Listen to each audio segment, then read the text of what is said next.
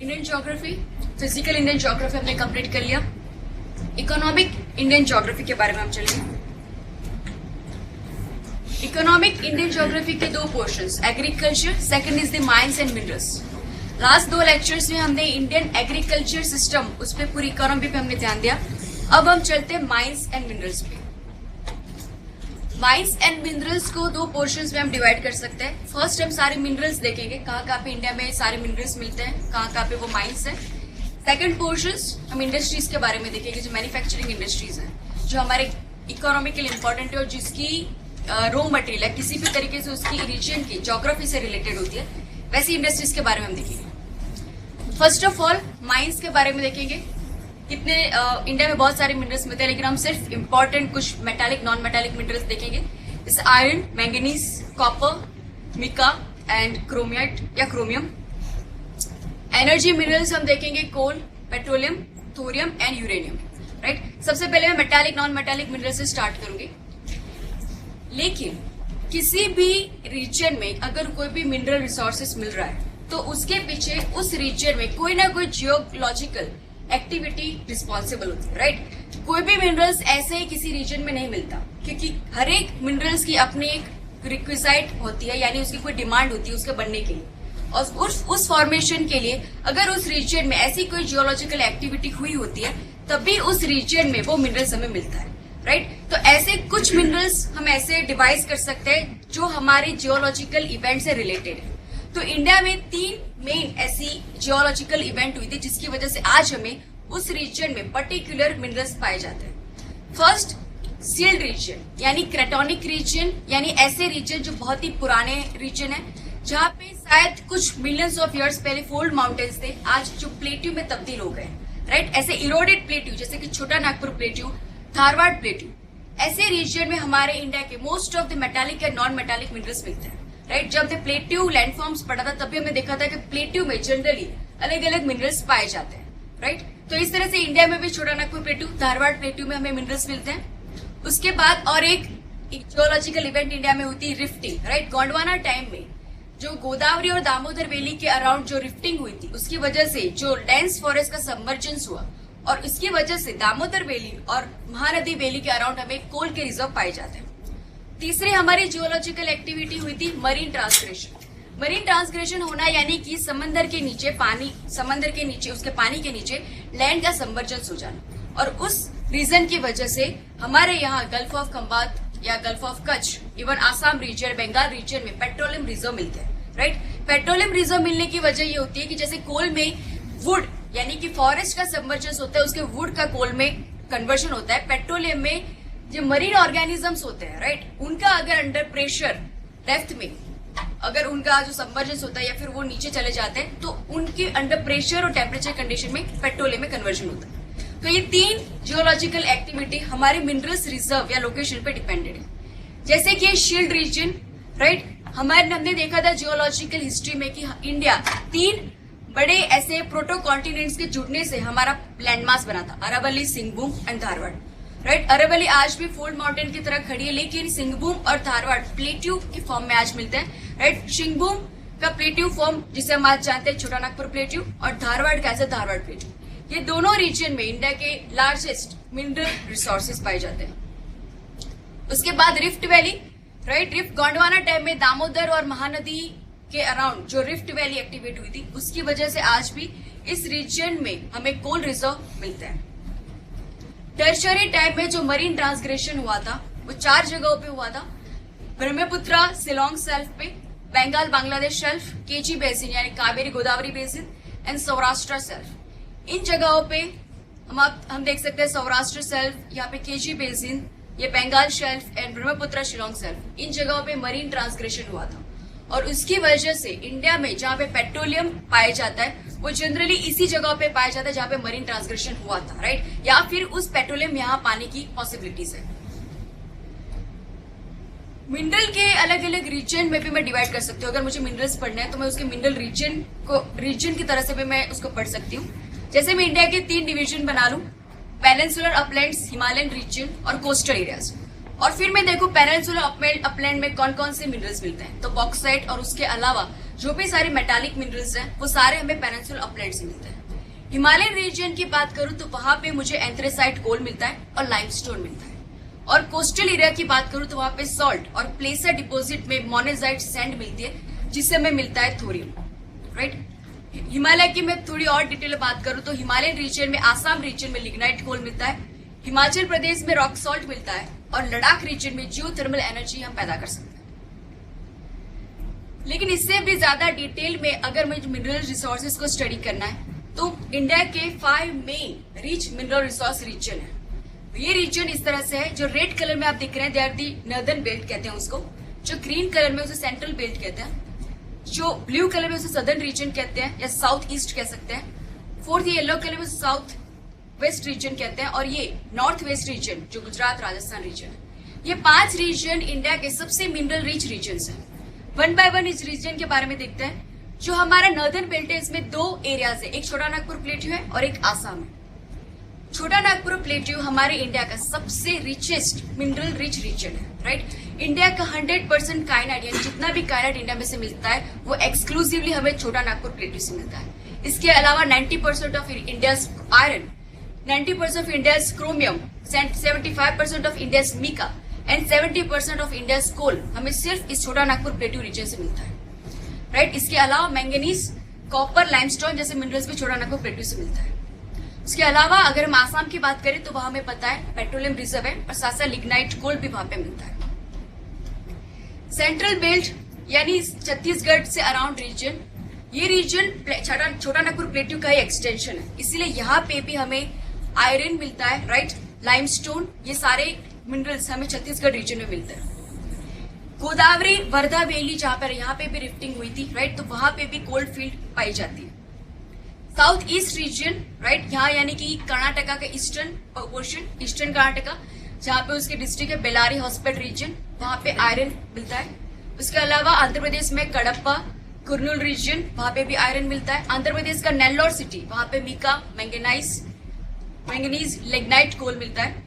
उसके बाद तेलंगाना में बॉक्साइट मिलता है। तमिलनाडु के नेवेली में कोल मिलता है, लिग्नाइट कोल मिलता है। साउथ वेस्ट रीजन यानी धारवाड़ प्लेट्यू यहाँ पर आएगा। 4 important district of Karnataka, Shimoga, Chitradurga, Tumkur and Chikmagalur, ये 4 डिस्ट्रिक्ट कर्नाटका के लार्जेस्ट आयरन ओर रिजर्व है। यहाँ पे आयरन, मैंगनीज, लाइमस्टोन भी मिलता है। आयरन जनरली जहां पर होता है वहां पे मैंगनीज, लाइमस्टोन से साथ में मिलते हैं। और ये पूरा बेल्ट गोवा से होते हुए महाराष्ट्र के रत्नागिरी तक लोकेटेड है, यानी उस पूरे बेल्ट में शिमोगा, चित्रदुर्ग, तुमकुर और चिकमगलूर, ये सारे रीजन गोवा, रत्नागिरी तक आयरन ओर मिलता है। North west region, Gujarat Rajasthan region, यहाँ पे पेट्रोलियम तो मिलता है। गुजरात में भी पेट्रोलियम मिलता है इन गल्फ ऑफ कच्छ। राजस्थान में बाड़मेर रीजन में पेट्रोलियम मिलता है। उसके अलावा सॉल्ट प्रोडक्शन के लिए जाना जाता है, राइट। कच्छ, गुजरात के कच्छ एरिया में सॉल्ट मिलता है। राजस्थान के भी प्याला लेक्स में सॉल्ट पाया जाता है। इसके अलावा राजस्थान के लेक सांबार, लेक निद्वाना में जिप्सम और बोराक्स के डिपोजिट पाए जाते हैं। तो ये राजस्थान के प्याला लेक्स क्या होते हैं? प्याला लेक्स यानी कई बार डेजर्ट में डिप्रेशन क्रिएट होता है, डिप्रेशन यानी खड्डे जैसा, यानी डीप पोर्शन। यहाँ पे ओकेजनली जब भी रेनफॉल होगा तो यहाँ पे पानी इकट्ठा होता रहेगा, right, occasionally, not the permanent way. जब भी यहाँ पे पानी इकट्ठा होगा, लेकिन डेजर्टिक रीजन है, इवापोरेशन बहुत ही ज्यादा है, राइट, यहाँ पे, तो इसीलिए पानी यहाँ पे इकट्ठा तो होगा लेकिन बहुत जल्दी इवापोरेट हो जाएगा। इसलिए पानी इवापोरेट हो जाएगा और उसके अंदर के जो भी मिनरल से सॉल्ट है वो डिपोजिट हो जाएंगे और इसी तरह से फिलअप होगा, इवापोरेशन होगा, फिलअप होगा, इवापोरेशन होगा, लेयर बाय लेयर डिपॉजिट्स यहाँ पे जमा होते जाएंगे। और इसकी वजह से राजस्थान में बोराक्स या जिप्सम, इस तरीके की सॉल्ट उसके प्याला लेक्स में पाए जाते हैं। अब हम सारे मिनरल्स का 1 बाय 1 उसकी कौन कौन सी माइंस की साइट्स हैं वो हम स्टडी करेंगे। Iron, manganese, copper, mica and chromite. First of all start करते हैं आयरन से। आयरन की हम जानते हैं ग्रेडेशन या उसके टाइप्स 4 हैं, right, hematite, magnetite, limonite and siderite. जैसे हिमेटाइट से सिडेराइट तक हम चलते हैं उसमें आयरन का कंटेंट कम होता जाता है, राइट, यानी हिमेटाइट में सबसे ज्यादा आयरन का कंटेंट होता है और इसीलिए हिमेटाइट यूज होता है आयरन एंड स्टील इंडस्ट्रीज में। लेकिन मैग्नेटाइट जिसमें आयरन का कंटेंट उससे थोड़ा कम होता है वो इलेक्ट्रॉनिक इंडस्ट्रीज में ज्यादा यूज होता है। उसके बाद है लिमोनाइट जिसमें आयरन का कंटेंट बहुत ही कम होता है, राइट, वो येलो कलर का नजर आता है और इसीलिए लिमोनाइट जो है वो पेंट इंडस्ट्रीज में येलो कलर बनाने के लिए या येलो पिगमेंट बनाने के लिए मैन्युफैक्चरिंग में यूज होता है। उसके बाद सीडेराइट, सबसे कम आयरन कंटेंट इसमें होता है, राइट, इसलिए उसको एक्सट्रैक्ट करने के लिए यानी उसमें से आयरन एक्सट्रैक्ट करना अनइकोनॉमिकल होता है, लेकिन उसके साथ होता है मैंगनीज या मैग्नीशियम। तो ये सीडेराइट जो है वो आयरन के लिए नहीं लेकिन मैग्नीशियम और मैंगनीज को एक्सट्रैक्ट करने के लिए ज्यादा यूज होता है। आयरन ओर की बात करें तो इंडिया में जो भी हमारा आयरन रिजर्व है मोस्टली सारा रिजर्व हीमेटाइट रिजर्व है, यानी हमारे पास सबसे अच्छे ग्रेड का आयरन रिजर्व है। इंडिया अगर सिर्फ हीमेटाइट आयरन रिसोर्स के एक्सट्रैक्शन की बात करूं तो वर्ल्ड में सेकंड नंबर लार्जेस्ट प्रोड्यूसर है हीमेटाइट का आफ्टर रशिया। रशिया तो largest producer magnetite iron ore का भी है, और चाइना में जिस आयरन ओर पाया जाता है वो जनरली हीमेटाइट और लिमोनाइट टाइप का होता है। आयरन रिजर्व कहाँ पे किस किस जगह पाए जाते हैं? इंडिया में आयरन ओर का लार्जेस्ट रिजर्व झारखंड में है। उसके दो रीजन आप देख सकते हैं, हजारीबाग एंड सिंहभूम रीजन। हजारीबाग में माइन है लोहार दगा, बहुत ही फेमस माइन है, लोहार नाम से आपको पता चलेगा, it is of iron ore mine. Singhbhum, Noamundi, Karibundi, Mahaburi, Goa, Daltonganj, ये सारी आयरन ओर माइन्स है झारखंड की। ओडिशा की सबसे बड़ी माइन है आयरन ओर की बोनाई माइन्स। उसके बाद सुकिंडा, पादमपहाड़, गुरुमैसानी। कर्नाटक के 4 important region Shimoga, Chitradurga, Chikmagaluru and Tumkur region, और कर्नाटक की important mines Kemmangundi and Kudremukh mines of iron ore. Chhattisgarh में भी आयरन मिलता है। उसके 2 इंपॉर्टेंट माइन्स है, दिल्ली, राजहरा, जहां पे भिलाई स्टील प्लांट्स के लिए आयरन सप्लाई किया जाता है, और दूसरी है बैलाडीला जो विशाखापट्टनम स्टील प्लांट के लिए वहां से आयरन सप्लाई किया जाता है। उसके बाद महाराष्ट्र में रत्नागिरी और आंध्र प्रदेश में कुर्नूल और अनंतपुर रीजन, ये सारी आयरन ओर की माइन्स है इंडिया में। उसके बाद मैंगनीज, आयरन जनरली जहां पे मिलता है मैंगनीज भी जनरली वहीं पर मिलता है, राइट।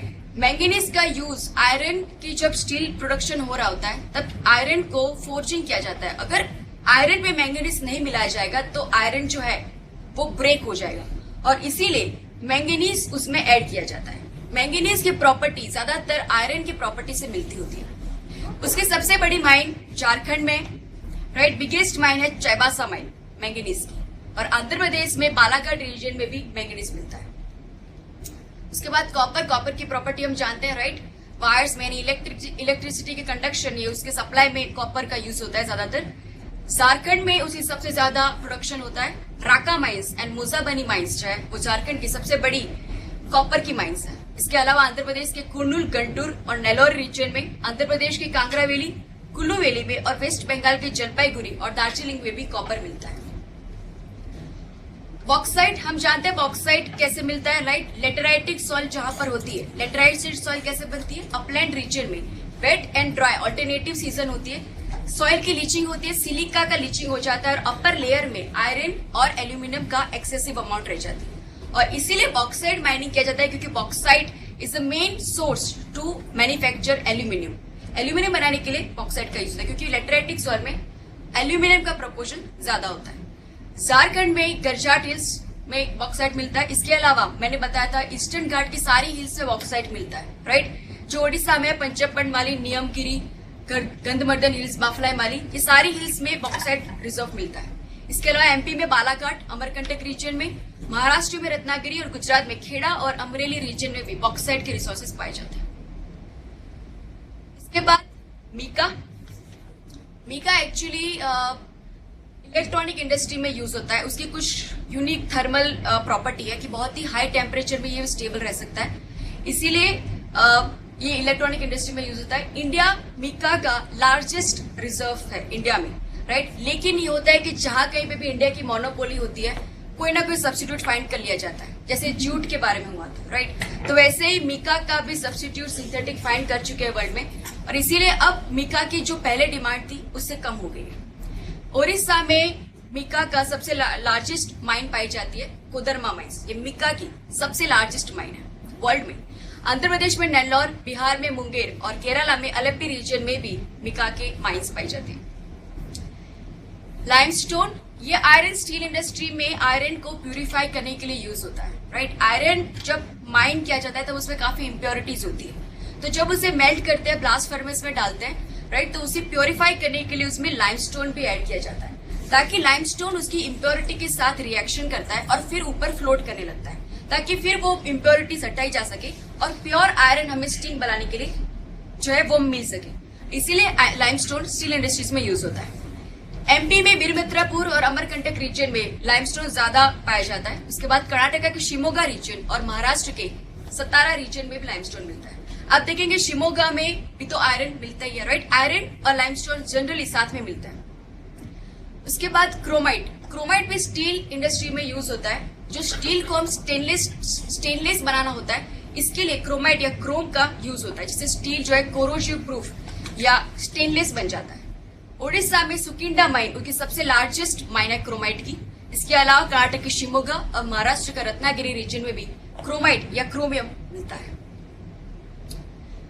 अब हम चलते हैं हमारे और इससे भी ज्यादा इंपॉर्टेंट रिसोर्सेज जो है एनर्जी रिसोर्सेज, राइट। कोल, पेट्रोलियम, यूरेनियम और थोरियम। कोल के बारे में चलते हैं। फर्स्ट ऑफ ऑल हमें जानते हैं कि हमारा कोल जो है वो कार्बोनिफेरस पे नहीं बना है, राइट। और इसीलिए हमारा कोल एंथ्रेसाइट कोल नहीं है, राइट। कोल की भी आपको ग्रेडेशन पता होगी, anthracite, then bituminous, then lignite and then peat. यानी एंथ्रेसाइट से पीट तक अगर हम जाएंगे उसमें कार्बन कंटेंट कम होता जाएगा, उसकी एनर्जी कम होती जाएगी। तो हमारे यहाँ जो सुपीरियर क्वालिटी एंथ्रेसाइट कोल है वो नहीं पाया जाता, बहुत ही रेयरली पाया जाता है। लेकिन ज्यादातर हमारा जो कोल है जो गोंडवाना पीरियड में बना है, जो कार्बोनिफेरस से बाद में बना है, ज्यादा यंगर कोल है, इसलिए हमारा जो कोल है वो बिटुमिनस कोल है, नॉट द एंथ्रेसाइट कोल। हमारे जो बिटुमिनस कोल है वो कोकिंग कोल नहीं है, राइट। यानी कि जो आयरन एंड स्टील इंडस्ट्री में, मेटालर्जिकल इंडस्ट्रीज में जो कोल यूज होता है वो ये हमारा कोल नहीं है। इसीलिए हमें इस कोकिंग कोल की इंपोर्ट करनी पड़ती है। इसके अलावा हम इसको सिर्फ यानी आयरन एंड स्टील इंडस्ट्री और मेटालर्जिकल मैन्युफैक्चरिंग में यूज नहीं कर सकते, लेकिन हम इसको ज्यादातर यूज करते हैं इलेक्ट्रिसिटी यानी थर्मल पावर स्टेशन में इलेक्ट्रिसिटी प्रोड्यूस करने के लिए यूज करते हैं। हमारा जो कोल है वो ज्यादा वॉलेटाइल है, जिसमें सल्फर और ऐश के कंटेंट बहुत ज्यादा है या मॉइस्चर कंटेंट बहुत ज्यादा है, और इसीलिए हमारा कोल अगर बर्न किया जाए तो ज्यादा धुआं पैदा करता है, ज्यादा पोल्यूशन क्रिएट करता है। हमारे कोल की कैलोरीफिक वैल्यू भी कम है। कैलोरीफिक वैल्यू होना यानी किसी भी कोल के पर्टिकुलर यूनिट का अगर मैं कोल लूं और उससे जो एनर्जी प्रोड्यूस होती है उसे उसकी कैलोरीफिक वैल्यू कहती है। तो हमारे कोल की इस तरह की एनर्जी है, उसकी कैलोरीफिक वैल्यू भी कम है। बिटुमिनस कोल के रिजर्व इंडिया में कहां पे पाए जाते हैं? लार्जेस्ट झारखंड रीजन में, दामोदर वैली, बोकारो, जरिया, धनबाद, गिरिडीह, डाल्टनगंज, ये सारी कोल की माइंस हैं। वेस्ट बंगाल में जो दामोदर वैली का एक्सटेंशन है वहां पे रानीगंज बराकर फॉर्मेशन है। बीरभूम, दार्जिलिंग एरिया में भी पंखवारी कोलफील्ड एंड डार्लिंग कोलफील्ड वहां पे पाई जाती है। इसके अलावा बुर्दवान, बंकुरा रीजन में भी कोल माइंस पाई जाती है। इसके बाद ओडिशा में महानदी बेसिन में तालचेर वैली में भी कोल पाया जाता है, जहां पे आज तालचेर थर्मल पावर प्लांट भी है। छत्तीसगढ़ में नर्मदा और सोन रिफ्ट वैली के अराउंड छोटे से कोल की माइंस पाई जाती है। आंध्र प्रदेश में चिंदवारा रीजन में कोल माइन पाई जाती है। सिर्फ एमपी में जो झिलमिल माइन है वहां पे कोकिंग कोल हमें मिलता है, जो भिलाई स्टील प्लांट को सप्लाई किया जाता है। कोकिंग कोल भी स्टील इंडस्ट्री के लिए, मेटालर्जिकल इंडस्ट्री के लिए बहुत इंपॉर्टेंट होता है। आंध्र प्रदेश में सिंगरेनी कोलफील्ड, ये आंध्र प्रदेश बहुत इंपॉर्टेंट कोलफील्ड है। आंध्र प्रदेश का जो थर्मल प्लांट है रामागुदम, वहां पे सप्लाई किया जाता है। उसके बाद कोटागुदम कोलफील्ड भी आंध्र प्रदेश में पाई जाती है। महाराष्ट्र में नागपुर कामती कोलफील्ड पाई जाती है। यहाँ पे आज जो मैंने रेड कलर में लिखा है, झारखंड एंड ओडिशा एक ऐसे रीजन है जहाँ पे कोल और आयरन दोनों ही पाए जाते हैं। अदरवाइज इसके अलावा जो सारे रीजन है उसमें सिर्फ कोल पाया जाता है, नॉट द आयरन।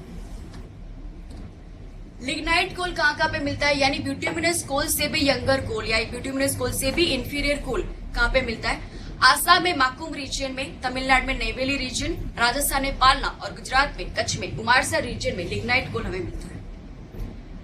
उसके अलावा एंथ्रेसाइट कोल यानी सबसे सुपीरियर कोल इंडिया में सिर्फ एक ही जगह मिलता है, वो हिमालयन रीजन में, जम्मू एंड कश्मीर में कालाकोट रीजन में सिर्फ एक हमारी माइन है एंथ्रेसाइट कोल की माइन। उसके बाद पीट यानी सबसे इंफीरियर टाइप का कोल, राइट, वो दो जगह पे मिलता है। केरला में मैंग्रोव करी सॉइल में यानी पीटी टाइप की सॉइल होती है, वहां पे ये मिलता है। वेस्ट बंगाल में गंगेटिक डेल्टा यानी ऐसे रीजन, राइट, स्वाम्पी रीजन जहाँ पे पूरे वेजिटेशन का वहां पे पार्शियल डिकम्पोजिशन हो चुका है, ऐसे रीजन में पीट कोल पाया जाता है। अब हम चलते हैं कि हमारे जो इंडियन कोल है, राइट, हम ये जानते हैं कि इंडिया का जो भी कोल है, भले ही वो बिटुमिनस कोल है, नॉट द एंथ्रेसाइट कोल, लेकिन हमारा कोल का reserve one of the world के लार्जेस्ट कोल रिजर्व है।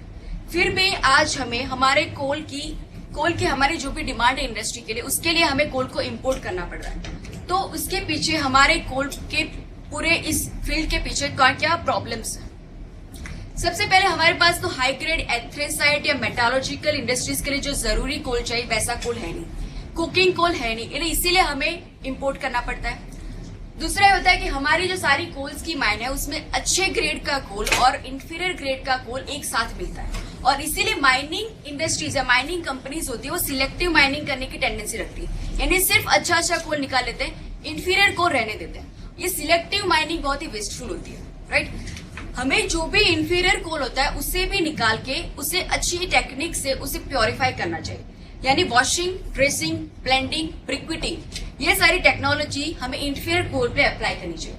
इंफीरियर कोल पे इस तरीके की वॉशिंग टेक्नोलॉजी अप्लाई करने से उसमें जो भी ऐश कंटेंट ज्यादा होता है या उसमें जो भी इम्प्योरिटीज होती है वो निकल जाती है, और उसकी वजह से उसकी जो कैलोरीफिक वैल्यू जो भी है वो बढ़ती है। प्लस उसे बर्न करने पर, इम्प्योरिटीज नहीं होने पर पॉल्यूशन भी कम होगा, राइट। इम्प्योरिटीज निकल जाने की वजह से उसका वेट कम हो जाएगा, और ट्रांसपोर्टेशन में हमें ये चीज रिजनेबल पड़ेगी, राइट, सस्ती ज्यादा हो जाएगी, क्योंकि इम्प्योरिटीज के साथ अगर ट्रांसपोर्टेशन किया जाए, राइट, तो वेट ज्यादा होगा, ट्रांसपोर्टेशन में खर्चा भी ज्यादा लगेगा।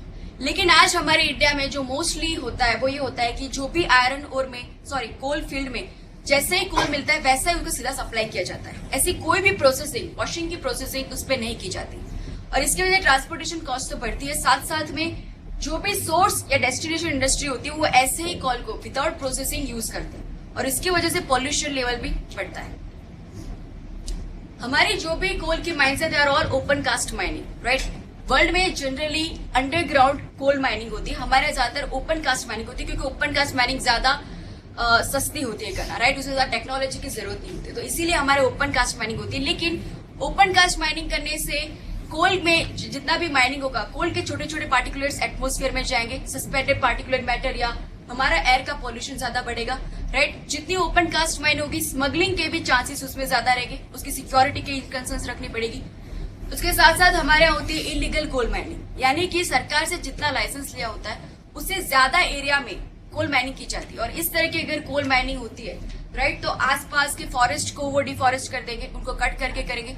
ऐसे इलीगल माइनर्स कोई इकोलॉजी या इन्वायरमेंट का ध्यान नहीं रखेंगे, right, soil pollution, water pollution, ये सारे इश्यूज वहां से स्टार्ट होंगे। हमारे डीप माइनिंग अगर किसी जगह पे हो भी रहे तो भी वो टेक्नोलॉजी बहुत ही प्रिमिटिव और बहुत ही आउटडेटेड टेक्नोलॉजी, राइट, जिससे ये होता है कि अंडरग्राउंड माइनिंग में हमारी कैजुअलिटी रेट भी ज्यादा होता है। तो हमें डीप माइनिंग एडॉप्ट करनी चाहिए और उसमें लेटेस्ट टेक्नोलॉजी यूज करने की जरूरत है। हमारे कोल फील्ड में कोल बेड मीथेन CBM भी पाया जाता है, लेकिन हमारी एक पॉलिसी है गवर्नमेंट की, CBM पॉलिसी फॉर एक्सप्लोरेशन और प्रोडक्शन इन 1997।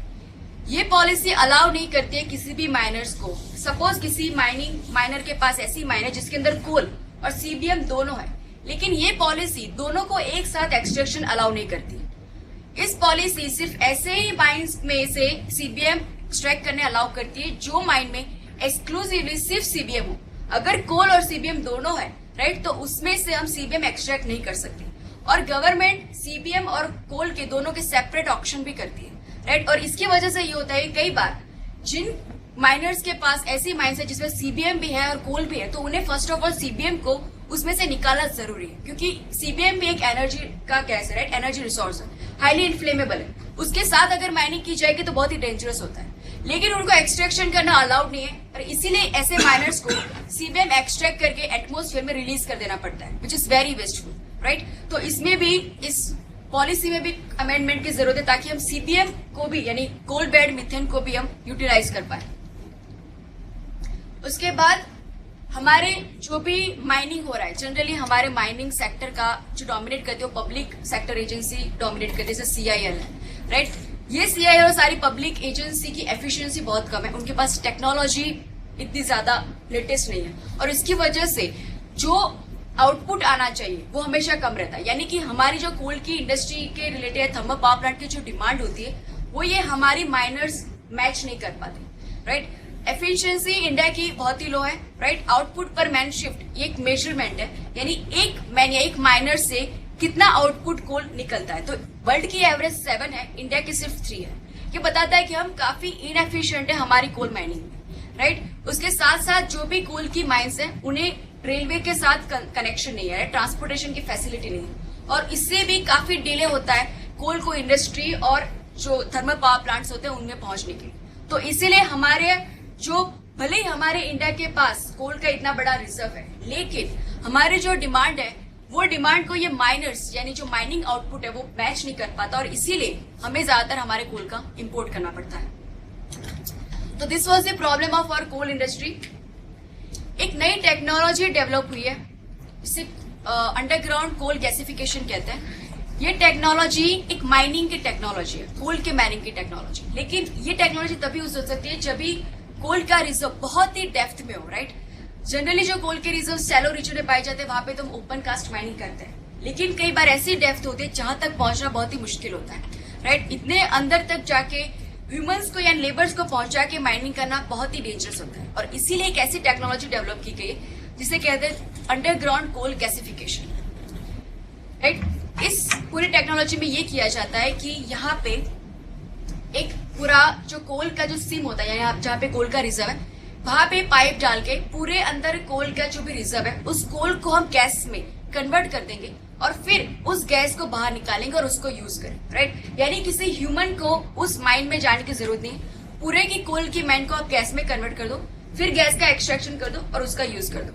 यानी दो तरीके के वेल डिगअप किए जाते हैं, एक इंजेक्शन वेल जिसके अंदर वाटर, ऑक्सीजन और एक गैसिफिकेशन एजेंट होता है जिससे गैस में कोल का कन्वर्जन होगा। प्रोडक्शन वेल में से जिसमें से वो गैस बाहर निकाली जाएगी। ऐसी गैस को यानी कि कोल का जो गैसेस फॉर्म हो चुका है उसे सीन गैस कहते हैं। ऐसे सीन गैस को बाहर निकाला जाएगा और फिर उसका यूज हो पाएगा। सपोज यहाँ पे आप देख सकते हैं दिस इज अंडरग्राउंड, यहाँ पे बहुत ही डेप्थ में कोल की सीम है। एक इंजेक्शन वेल यहाँ पे जो है वो डिग आउट करने जाएगा, एयर और ऑक्सीजन उसमें और गैसेस एजेंट इसमें सप्लाई किया जाएगा। इस गैसीफायर के तहत वो पूरा कोल जो है वो गैस फॉर्म में कन्वर्ट हो जाएगा और सीन गैस बन जाएगा, और फिर वो सीन गैस का हम ऊपर एक्सट्रैक्शन करेंगे, फिर उसका हम यूज कर सकते हैं। ऐसे सीन गैस को हम इलेक्ट्रिसिटी पैदा करने में, फर्टिलाइजर्स उसका मैन्युफैक्चरिंग करने के लिए, हाइड्रोजन का मैन्युफैक्चरिंग, इन सभी पर्पज के लिए हम यूज कर सकते हैं। इस गैसिफिकेशन प्रोसेस का एक फायदा ये भी है कि जब ओपन कास्ट माइनिंग या डीप माइनिंग होती है तो उसके साथ कोल के साथ जो भी बाय प्रोडक्ट, जो कुछ टॉक्सिक एलिमेंट्स होते हैं वो भी हमारे एटमोस्फेयर में या हमारे सॉइल में आते हैं। इस गैसिफिकेशन प्रोसेस से नहीं होगा, क्योंकि यहाँ पे सिर्फ कोल का जो भी गैसेस फॉर्म है वही ऊपर आएगा। जो भी इम्प्योरिटीज है जैसे सल्फर, मर्क्यूरी, आर्सेनिक, टार, एश, ये सारी अंडरग्राउंड ही रहेंगे, वो कभी ऊपर नहीं आएंगे। इसीलिए एयर या सॉइल का पोल्यूशन भी कम होगा। ये पूरी टेक्नोलॉजी में पानी का यूज बहुत ही कम होगा। जैसे सेल टेक्नोलॉजी में पता होगा कि सेल गैस निकालने के लिए जो फ्रैक्चर टेक्नोलॉजी का यूज होता है उसे पानी का बहुत ही ज्यादा यूज होता है, राइट। इससे कंपेयर में हमारे अंडरग्राउंड ये कोल गैसिफिकेशन टेक्निक में पानी का कंपेरेटिवली बहुत ही कम यूज होता है। तो this is the one technology जो हमारे डेप्थ में या बहुत ही ज्यादा डेप्थ में आए हुए कोल के रिजर्व को हम यूज कर सकते हैं। और एक एनर्जी मिनरल के बारे में पढ़ते हैं